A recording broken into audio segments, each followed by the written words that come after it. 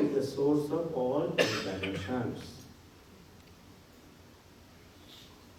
শ্রীকৃষ্ণ হচ্ছেন অবতারী।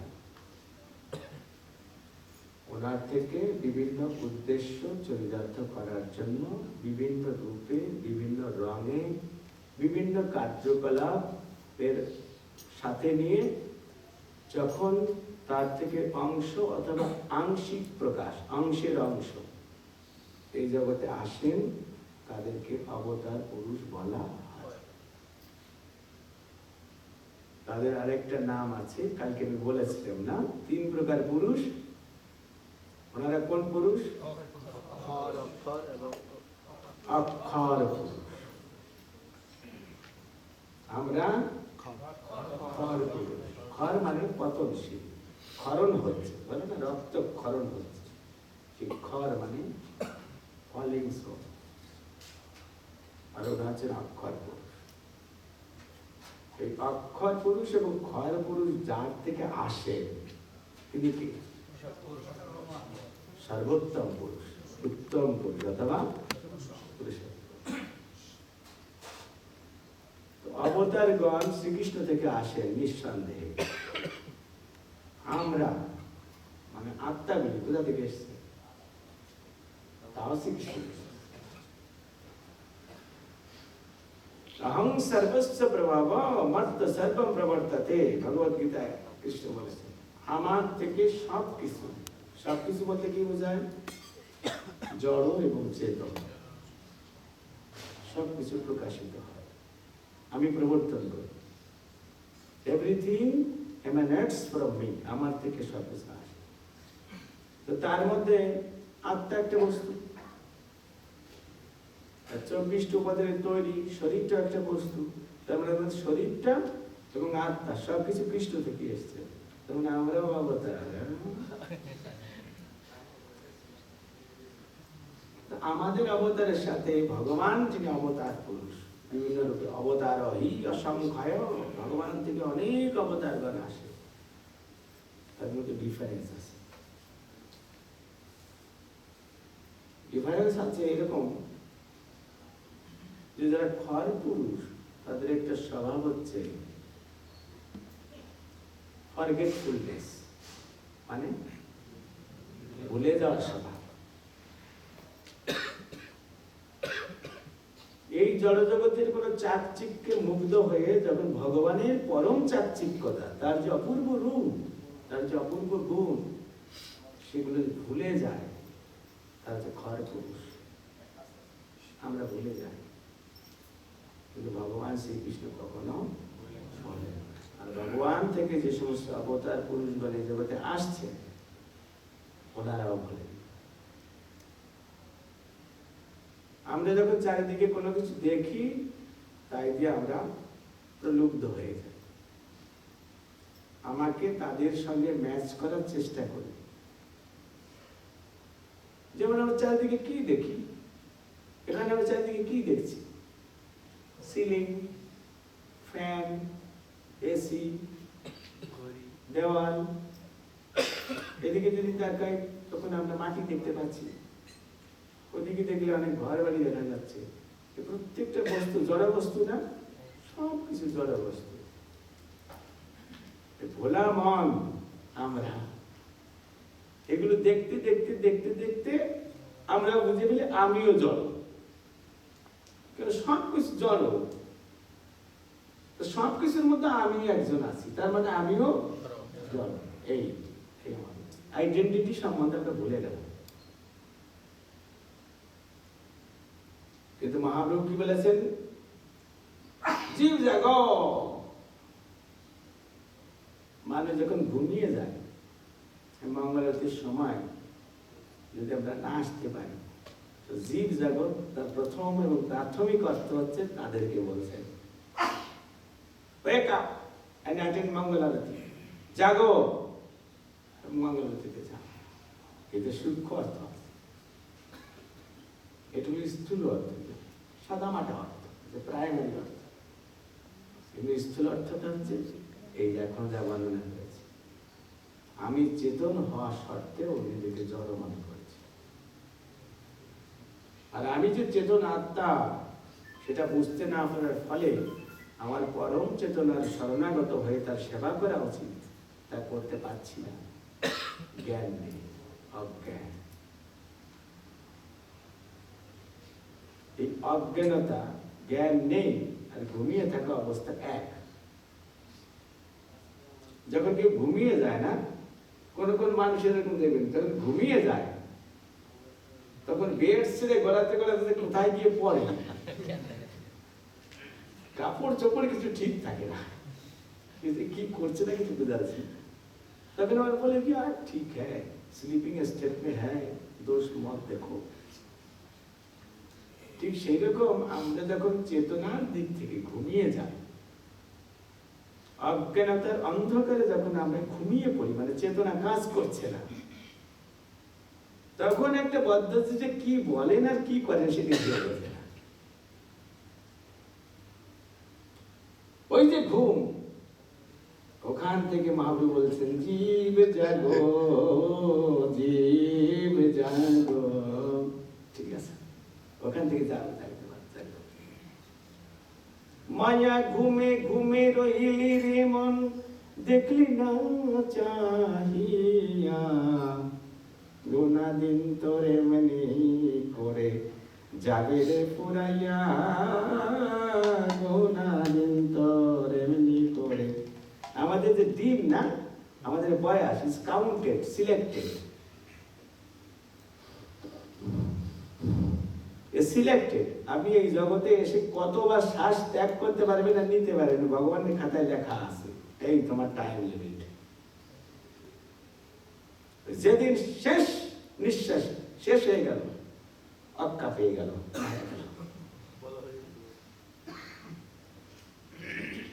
তা আমাদের দেখি কাকে জিজ্ঞেস করবো, কমলা বলো, বয়সটা বাড়ছে না কমছে? এর আধ্যাত্মিক বিচার। জড়জগতের বিচারে আমরা কি বিচার করি? বাড়ছে। আধ্যাত্মিক বিচারে কি? যে তত্ত্বদৃষ্ট পুরুষ তিনি জানেন যে I am having some selected days, কিছু নির্ধারিত দিন আছে, তার থেকে 1 বছর চলে গেল, মানে সেই সংখ্যাটা কমে গেল না? এই হলো আধ্যাত্মিক জীবনে প্রগতির পন্থা। এটা হচ্ছে স্পিরিচুয়াল অ্যাপ্রোচ। এইভাবে আধ্যাত্মিকভাবে বিচার করতে হয়।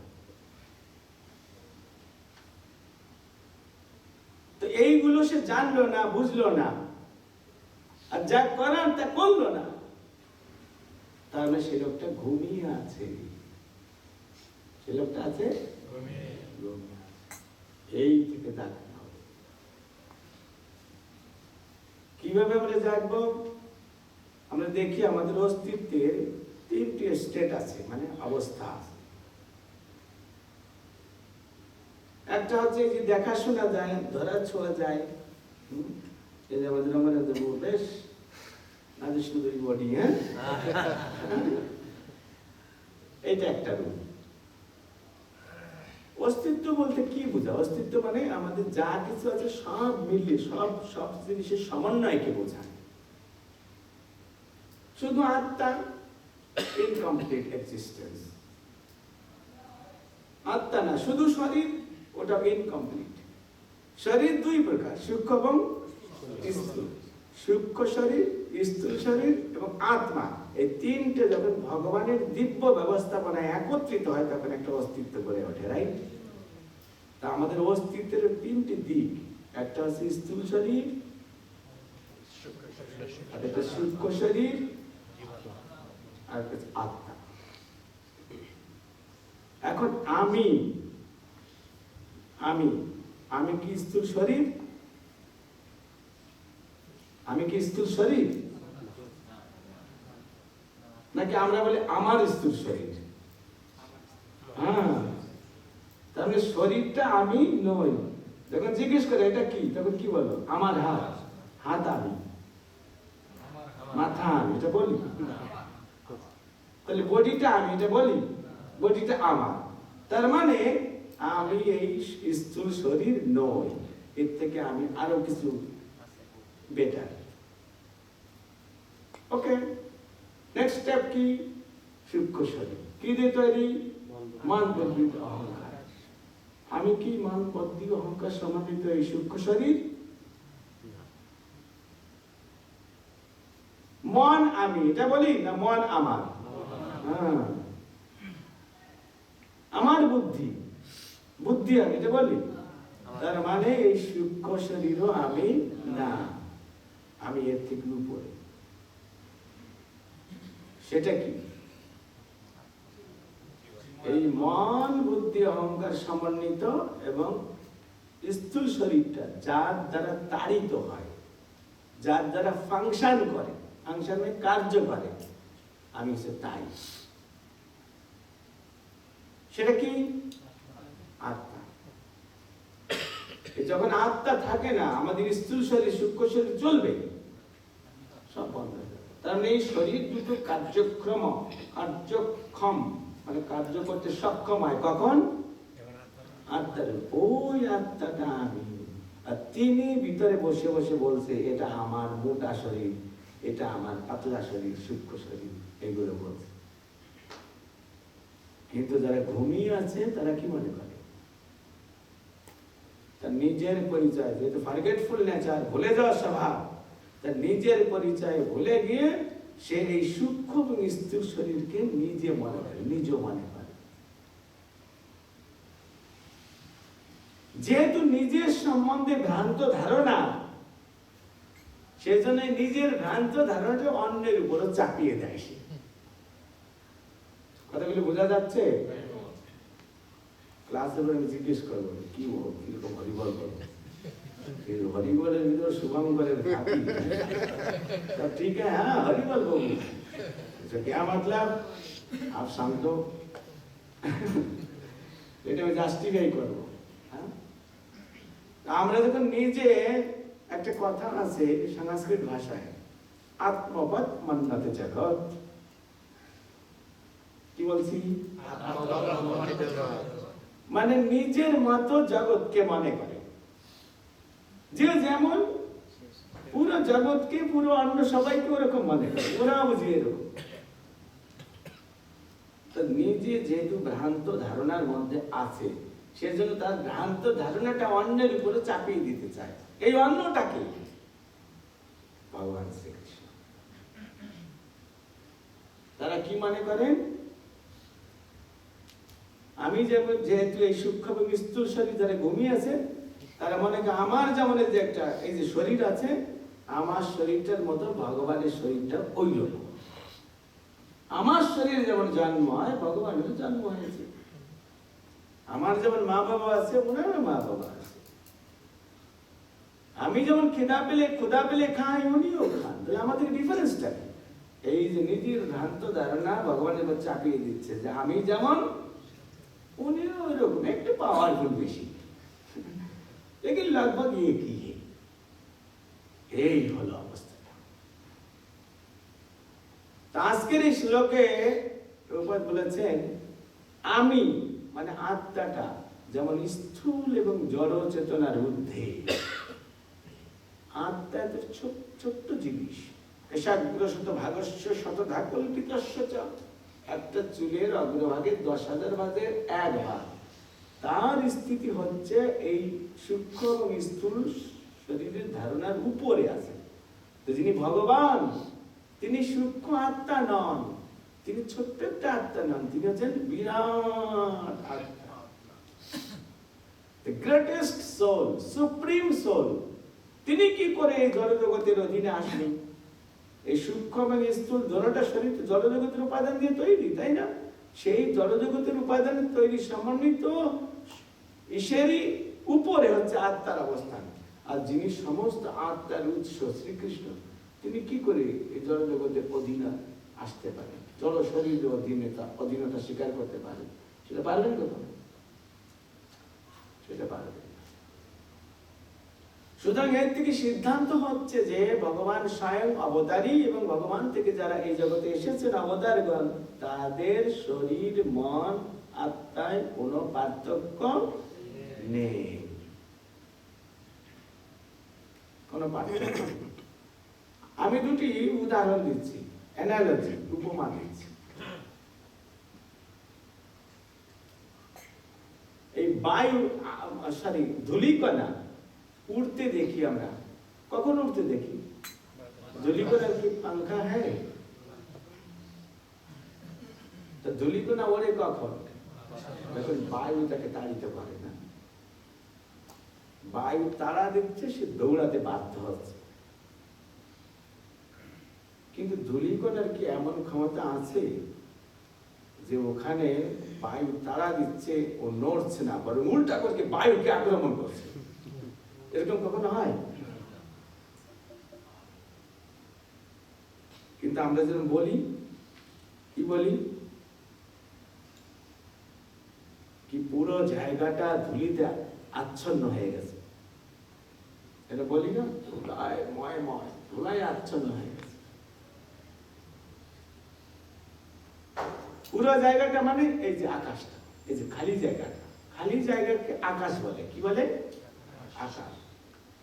আর খালি জায়গা মানে কিছু নেই, কিন্তু একটা জিনিস আছে না? কি আছে? বায়ু। তো বায়ু যখন তাড়িত করে, ধূলি সব উঠতে শুরু করে, কিন্তু সেই ধূলির ক্ষমতা নেই বায়ুকে আচ্ছন্ন করার, কারণ সে তাদের চালিত হয়। কিন্তু কখনো কখনো বায়ুকে আচ্ছন্ন করে ফেলে। কখন? ধূলি যখন অন্য কোনো ব্যক্তি বা বস্তু দ্বারা উঠতে শুরু করে, আর বাতাসটা তখন প্রবাহমান নয়, বাতাসটি স্থির আছে। যেমন এই রুমের ভিতরে বাতাসটা এখন স্থির আছে, তখন এই স্থির বাতাসকে ওই উড়ন্ত ধূলি এসে আচ্ছন্ন করে ফেলে। কথাটা বোঝা গেল? ঠিক সেই রকম এই আত্মা দ্বারা মন, বুদ্ধি, অহংকার, স্থূল শরীর, সূক্ষ্ম শরীর সব কিছু তাড়িত হওয়ার কথা। যেহেতু আত্মা আছে সুপিরিয়র, মানে এই তিনটি জিনিসের মধ্যে শ্রেষ্ঠ, বলবান। আত্মা দ্বারা আমাদের শরীর, আমাদের মন, আমাদের বুদ্ধি তাড়িত হওয়া উচিত, মানে পরিচালিত হওয়া উচিত। কিন্তু এখন কি মনে হচ্ছে, আত্মা দ্বারা আমার মন পরিচালিত হচ্ছে না মন দ্বারা আত্मा परिचालित হচ্ছে? कभी भी हम नहीं बोलते हैं कि हमारा दिल जो चाहते हैं, हम बोलते हैं हमारा मन जो चाहते हैं वही करना है, राइट? तार माने মনের প্রভাব, দুষ্ট মনের প্রভাব, ডেভিয়েটেড ইন্টেলিজেন্স মানে ভ্রষ্ট বুদ্ধি, এই দ্বারা পাওয়ারফুল আত্মা সাক্ষী গোপালয়ের মাঝখানে বসে আছে। তার কোনো যোগ্যতা নেই, ক্ষমতা নেই, অক্ষম হয়ে বসে আছে। এনারা যেভাবে চালাচ্ছে সেভাবে চলছে। কথা তো তা ছিল না। ভগবদ গীতায় কৃষ্ণ বলেছেন, কি বলেছেন? আত্মার থেকে নিচে কি?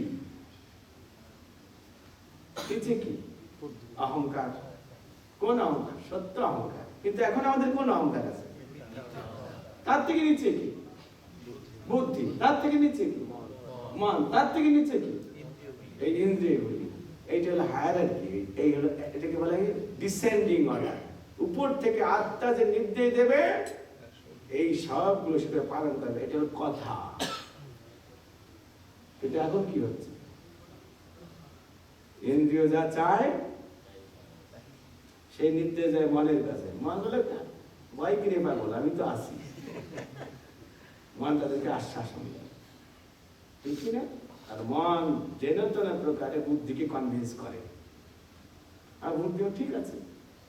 তারপরে এইভাবে বুদ্ধি যখন অহংকারের কাছে যায়, তখন অহংকারের সত্যতা আর থাকে না, সেই অহংকারের মিথ্যা অহংকারে পর্যবসিত হয়ে গেল। এটা হচ্ছে অ্যাসেন্ডিং অর্ডার। ডিসেন্ডিং অর্ডার আর অ্যাসেন্ডিং অর্ডার। ডিসেন্ডিং মানে অবরোহ। কৃষ্ণ বলছেন আত্মাকে, আত্মা বলছেন অহংকারকে, অহংকার বলছেন বুদ্ধিকে। তাহলে নির্দিষ্ট করতে কে আসছে? আর এইদিকে অ্যাসেন্ডিং মানে হচ্ছে অবরোহ। অবরোহ নিচের দিকে যাচ্ছে।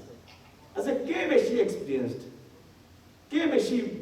কে বেশি পাওয়ারফুল? আমার ইন্দ্রিয়গুলি না কৃষ্ণ? তাহলে কৃষ্ণ যদি পাওয়ারফুল হয়, আমাদেরকে কৃষ্ণের কথা শোনা উচিত না ইন্দ্রিয়গুলো কথা শোনা উচিত? কিন্তু ঘুমিয়ে আছে যারা, তারা কে কৃষ্ণ, কি আত্মা, এসব কিছুই বোঝে না। ইন্দ্রিয় যা চায়, ইন্দ্রিয়ের কাজটা মনের সহযোগিতায় সম্পাদন করে, জড় বুদ্ধি সম্পন্ন। কথাকে বোঝা যাচ্ছে? কথা কিন্তু আত্মা হচ্ছে বাপ কা বেটা। যেমন কৃষ্ণ সবসময় আনন্দ আস্বাদন করেন, সবসময় তিনি সক্রিয় থাকেন, কিন্তু না কিছু কিছু না কিছু করছেন তিনি। আত্মার অংশটা আসারি, ভগবানের অংশটা যদি আত্মা হয়, তার মধ্যে সেই টেন্ডেন্সি আছে, তার মধ্যে টেন্ডেন্সি আছে। কিন্তু আত্মা সে কথা ভুলে নিকৃষ্ট বস্তু দ্বারা প্রভাবিত হয়ে যায়, তখন তাকে বলে আত্মার পতন দশা। তার থেকে যারা নিকৃষ্ট, আপনাদের ধরুন ক্লাসে পড়াশোনা করেন, অনেক ছেলেরা আছে, আপনি কোন ছেলেদের সাথে ফ্রেন্ডশিপ করেছিলেন স্টুডেন্ট লাইফের কথা বিচার করেন? নিতাই দেব, কোন ধরনের ছেলেদের সাথে বন্ধুত্ব করতে, যারা তোমার থেকে ডাউন ক্লাস না হাই ক্লাস? होना चाहिए তোমার থেকে যারা ভালো ছেলে, ভালো মার্কস পেয়েছে, ভালো খুব মানে খুব রেগুলার আছেন, শিক্ষকদের কাছে খুব প্রিয়, তার সাথে আমাদের সঙ্গ করা উচিত। কেন? আমিও এরকম স্তরে যেতে চাই। আর যে স্টুডেন্ট যেমন, তার থেকে তো ডাউন মার্কায় কারোর সাথে সঙ্গ করে, তাহলে কি হবে? তার অবস্থা ডাউন হয়ে যাবে। আচ্ছা, একদিকে মাঝখানে হচ্ছে আমি মানে আত্মাটা, এই যে উদাহরণটা দিলাম, এটা সেগুলো বোঝার চেষ্টা করবে। আমি আত্মা, আর এইদিকে জড় বস্তু বা ইন্দ্রিয়, আমাদের ইন্দ্রিয়, চোখ, নাক, মুখ ইত্যাদি, আর এইদিকে কৃষ্ণ। আমার কার সঙ্গে সঙ্গ করা উচিত? কার কথা শোনা উচিত? কার দ্বারা পরিচালিত হওয়া উচিত? আমরা যদি কৃষ্ণের কথা শুনি, কৃষ্ণের শরণাগত হয়, তাহলে কৃষ্ণ যেমন জগৎ পূজ্য, ওই ব্যক্তি আত্মা তেমন জগৎ পূজ্য হয়ে যান। উদাহরণ হচ্ছে জগৎগুরু শিল প্রভুপাদ কি। কৃষ্ণকে সবাই পূজা করেন, কৃষ্ণকে সবাই সম্মান করেন, কৃষ্ণকে সবাই ভালোবাসেন, জগৎগুরু কি